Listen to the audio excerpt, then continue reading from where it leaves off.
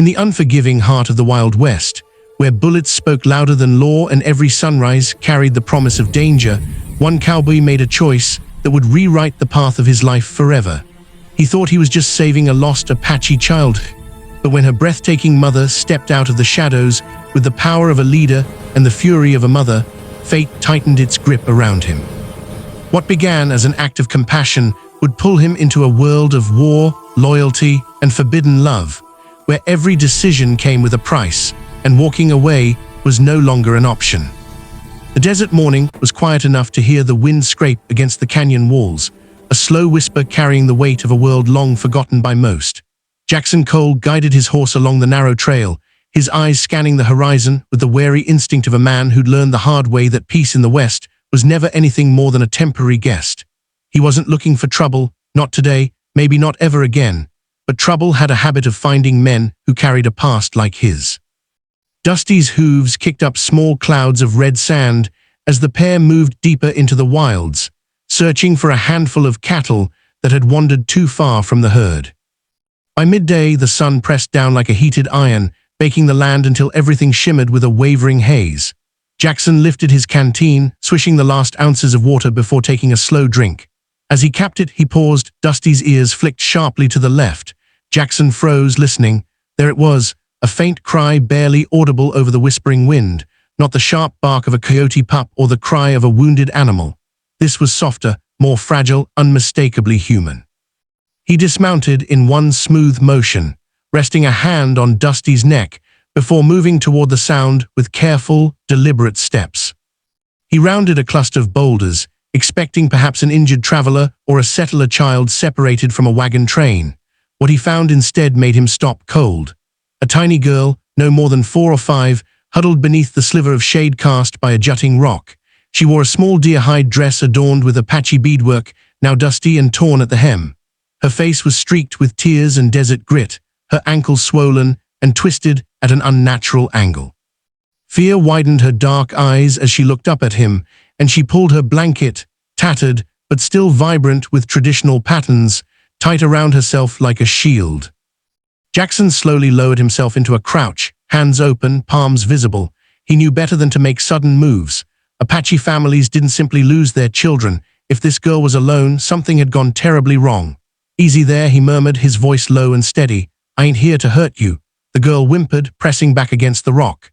Jackson gently placed his hat on the ground, then offered his canteen, tipping it slightly to show there was water inside. After a long moment of terrified hesitation, she reached out with trembling fingers and drank. Relief softened her features. Jackson exhaled slowly. He examined her ankles, sprained at best, broken at worst. Either way, she wasn't walking anywhere, and he couldn't leave her here. Standing, he glanced around. Tracks in the dust told a grim story. Signs of struggle, a smashed spear, footprints scattered in chaotic patterns, blood dried dark against the sand. Raiders or deserters, men cruel enough to tear families apart without a second thought. Jackson clenched his jaw. He'd seen scenes like this before, and every memory carried its own scar. Without another word, he lifted the girl carefully into his arms. She squeaked in pain, but didn't fight him. Dusty stood steady as Jackson mounted with her cradled securely against his chest. They rode toward a hidden hollow Jackson had used before, a place where a small spring bubbled from the rocks, offering both water and cover. By the time they reached it, the girl's head rested on his shoulder, exhaustion overtaking fear. He set her down near the cool, trickling water and built a small fire using dried brush. When he asked her name, pointing first to himself and then to her, she hesitated before whispering, "Nayeli." Jackson nodded gently, "Pretty name." She gave no smile, but her eyes softened. He cleaned her ankle, wrapping it with strips torn from an old bandana, muttering reassurances she likely didn't understand. But comfort isn't always about the words. Night settled over the hollow, stars blinking awake against the darkening sky. Jackson kept the fire low, listening to the creatures of the night move through the desert. Every now and then, Nayeli's small hand reached toward him, as if confirming he was still there. Each time, he gave a soft nod. Protection had become second nature to him, something he couldn't turn off even if he wanted to. And for the first time in a long time, he felt the faint prick of something unfamiliar, purpose returning like a long-lost friend. Just before dawn, when the fire had burned down to its faintest embers, Dusty snorted sharply. Jackson's eyes snapped open. Footsteps, multiple, quiet but deliberate. He sprang up, hand on his revolver. Shapes moved between the rocks, tall, silent, armed, Apache warriors. The girl stirred, her small body tensing with recognition. Jackson raised both hands slowly. "I didn't hurt her," he began, but the words froze in his throat as a figure stepped into the pale dawn light. A woman, tall and poised, her long black hair tied with leather, her eyes sharp and commanding. She moved with the grace of someone who had earned respect in every step she took. When her gaze fell on the girl, everything else became irrelevant. Nayeli, the child's face lit up, and she scrambled forward, falling into her mother's arms. A wave of emotion washed over the woman's features, relief, grief, fierce love all at once. Jackson stepped back, letting the reunion unfold. But when she rose, holding her daughter close, her stare hardened again. "You found my child, Cowboy. Who are you?" Jackson kept his voice calm. "Name's Jackson Cole. Found her alone. Looked like she'd taken a fall in the chaos. Didn't seem right to leave her." The woman's jaw tightened. "We do not leave our children," she said sharply. Something darkened in her eyes, a memory too painful to voice. Jackson nodded, figured as much. One warrior stepped forward, anger already forming in his posture, but the woman lifted a hand, silencing him instantly.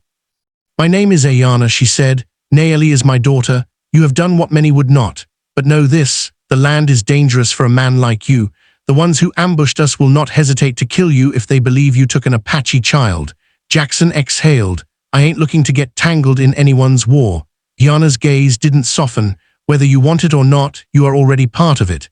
And with those words, Jackson realized that one act of compassion had just changed the direction of his life in ways he could not yet imagine. Jackson followed the Apache warriors through the winding paths of the canyon, the early morning sun casting long, sharp shadows across the rugged terrain. Dusty walked behind them, steady and obedient, while Nayeli clung to her mother's neck, still shaken but safe. Ayana walked at the front, every step radiating purpose and command. Jackson watched the way the warriors deferred to her, how her presence carried more authority than any rifle or blade. This wasn't just a mother retrieving her child. This was a leader reclaiming a part of her heart, and Jackson felt strangely honored to have played a role in it. The camp appeared as the sun climbed higher, hidden cleverly among the trees near a riverbank. Smoke rose from cooking fires, children darted between shelters, and elders sat in small circles, their low conversations blending with the sound of water. As Ayana entered, carrying Nayeli, a wave of startled voices rippled across the camp. People hurried toward her, touching the child's hair, whispering blessings, thanking the spirits. Jackson stood back, allowing the family to reunite. But as he did, more than a few eyes turned toward him, some filled with gratitude, most with distrust. The warriors guided Jackson to an open area and signaled him to wait. Dusty stood behind him, flicking his tail lazily while Jackson kept his hands visible and his posture passive. The Apache did not bind him, which he took as a sign of cautious respect, but neither did they welcome him. He didn't expect they would, not yet. Nayeli, now resting safely with several women, kept glancing at him, tiny tears still clinging to the corners of her lashes. Jackson offered her a small smile, but her mother's warriors stepped between them. Ayana approached at last. "The council will speak with you soon," she said. "Until then, you stay here. Do you understand?" Jackson nodded. "I ain't planning on causing trouble." "Good," Ayana replied, though her tone remained cool. "You should know, some here believe a cowboy and an Apache child crossing paths is an omen. Others think it is dangerous." Jackson gave a dry chuckle. "Reckon I've been called worse." Ayana observed him for a long moment, her expression unreadable. Then she walked away, leaving Jackson under the wary watch of two warriors. He waited for nearly an hour, letting the rhythm of the camp wash over him. Children played tag around him until their mothers pulled them back. Old men watched him through narrowed eyes. Women glanced his way before whispering among themselves.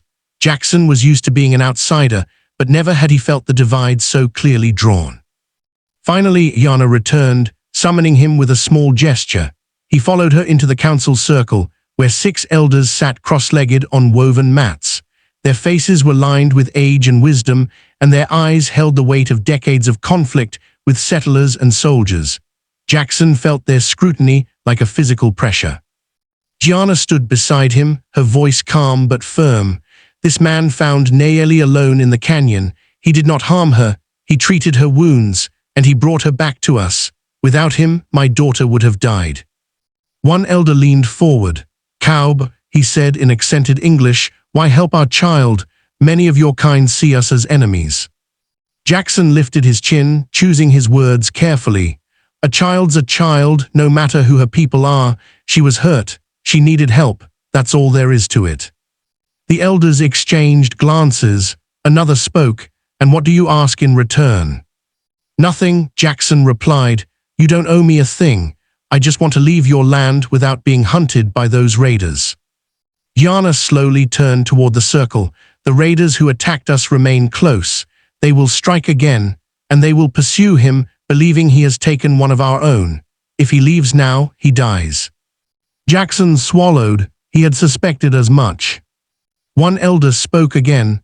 Then perhaps he should stay until danger passes, but only under Gianna's watch. A murmur circled the council. Gianna's jaw tightened, but she nodded. I accept this responsibility.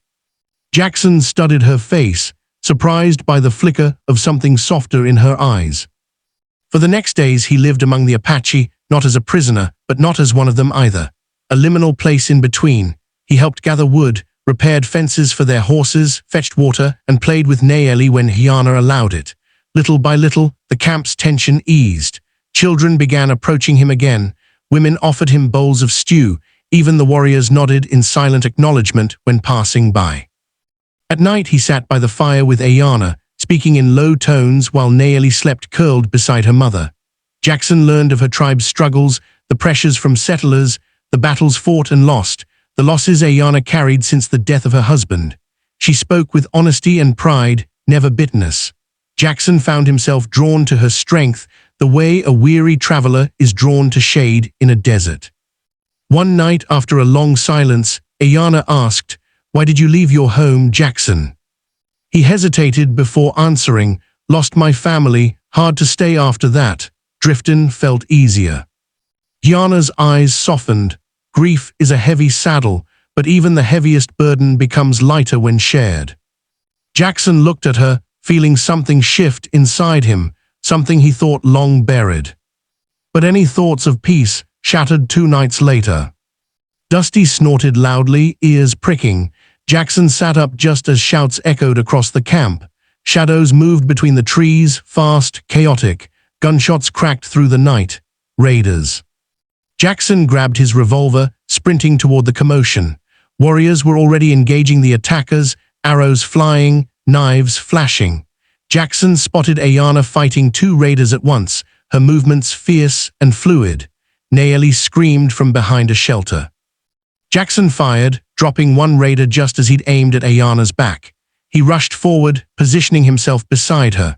Without words, they fought as though they had trained together for years, her blade, his bullets, her instincts, his timing. The battle was brutal but short. By dawn, the remaining raiders fled into the wilderness, defeated. Jackson stood breathing hard, dust and sweat mixing on his skin. Gianna stepped toward him, placing a hand on his shoulder. "You saved my life," she whispered. "You saved mine first," he answered quietly. The camp gathered, their gratitude unmistakable now. No more distrust, no more distance. Gianna looked at Jackson for a long, meaningful moment. "You can leave now," she said softly. "The danger is gone." Jackson glanced at the horizon, then at Nayeli holding tightly to Gianna's leg, then back at Gianna herself, strong, proud, beautiful, and no longer a stranger. "Leave," he echoed, his voice low. "Wasn't planning on it, unless you want me gone." Gianna's breath caught, then she shook her head slowly. "No, Jackson Cole, you may stay." And as the sun rose over the desert, warming the land and every soul standing within it, Jackson realized that for the first time in years, he'd found something more powerful than survival. He'd found a home.